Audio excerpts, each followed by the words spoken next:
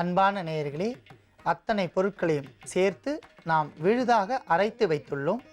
இந்த விழுதை எவ்வாறு பயன்படுத்த வேண்டும், இதை எந்த நாட்களில் நாம் அரைத்து கொள்ளலாம் என்பதை பார்க்கலாம். நாம் தயாரித்த இந்த மருந்தை சனிக்கிழமை செய்து வைத்து கொண்டால், கைப்படாமல் பயன்படுத்தி வந்தால் தொடர்ந்து 3 நாட்கள் இந்த மருந்து கெடாமல் பாதுகாத்து வைக்கலாம். ஏனென்றால் நமது கை பட்டுவிட்டால் நமது கையில் இருக்கக்கூடிய அந்த வேர்வைகளால் பட்டு இந்த மருந்து அளவிற்கு அதிகமாக நீண்ட நாட்கள் பயன் தராது. ஆகையால் ஒரு ஸ்பூனையோ அல்லது தேவையான அளவிற்கு ஒரு கரண்டியை பயன்படுத்தி வந்தால் 3 நாட்கள் பயன்படுத்தி வரலாம்.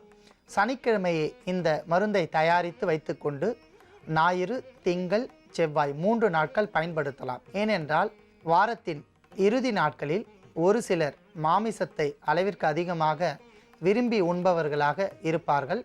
அவர்கள் அவ்வாறு அந்த மாமிசத்தை சாப்பிட்டு விட்ட பிறகு அஜீரணத்தன்மை கண்டிப்பாக ஏற்படும். ஏனென்றால் அந்த மாமிசம் முறையான வேகாமல் இருந்தாலோ அல்லது அளவிற்கு அதிகமாக நாம் சாப்பிட்டாலோ நமக்கு மந்தத்தன்மை ஏற்படும். அந்த மந்தத்தன்மையால் அஜீரணத்தன்மையும் ஏற்பட்டு வயிற்று உப்பசங்கள் காணப்படும்.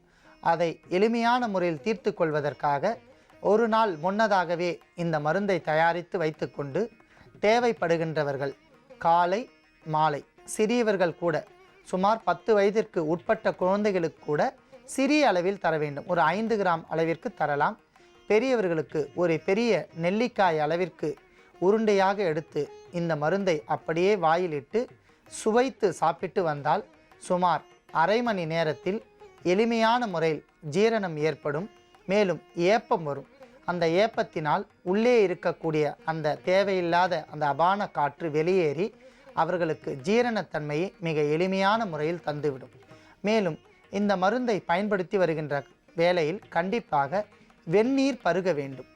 நாம் கொதித்து வைத்து ஆற வைத்த நீரை பருகி வந்தால் மிக எளிமையான முறையில் ஜீரணத்தன்மை ஏற்படும். ஒரு சிலருக்கு வயிற்று உப்பசம் இருந்தால் அவர்கள் தொடர்ந்து 3 நாட்கள் காலை மாலை தொடர்ந்து சாப்பிட்டு வந்தால் வயிற்று உப்பசங்கள் படிப்படியாக குறையும்.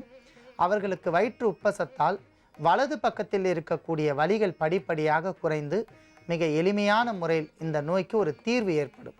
அன்பான நேயர்களே, பார்ப்பதற்கு எளிமையான மருந்தாக இருந்தாலும் மிகவும் ஒரு வலிமையான மருந்து. அஜீரணத்தன்மையை போக்குவதற்கு இதைவிட ஒரு சிறந்த மருந்தே இல்லை என்று கூறலாம். அந்த அளவிற்கு இது ஒரு அற்புதமான மருந்து. வயிற்று உப்பச நோய்க்கும் இது ஒரு அற்புதமான மருந்து.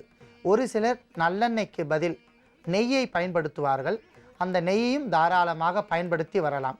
அளவிற்கு அதிகமாக கொழுப்புச்சத்து உடையவர்கள் நல்லெண்ணெயை பயன்படுத்தினால் மிக எளிமையான நன்மை ஏற்படும் என்பதால் நாம் நல்லெண்ணெயை பயன்படுத்த வேண்டும். ஒரு சிலர் தேவைப்பட்டால் நெய்யை பயன்படுத்தி இந்த மருந்தை செய்யலாம். நெய்யை பயன்படுத்தி செய்தால் 1 வார காலத்திற்கு இந்த மருந்து கெடாது. நல்லெண்ணெய் 3 நாட்கள் கெடாமல் இருக்கும். ஆகையால் எந்த வகையில் வேண்டுவோருக்கு அந்த வகையில் மருந்தை தயாரித்து பயன்படுத்தலாம். அன்பான நேயர்களே, எளிமையாக நாம் தயாரித்த இஞ்சியை கொண்டு நாம் தயாரித்த இந்த மருந்தை நோயுற்றவர்கள் பயன்படுத்தி நோயின்றி வாழ வேண்டுகிறேன்.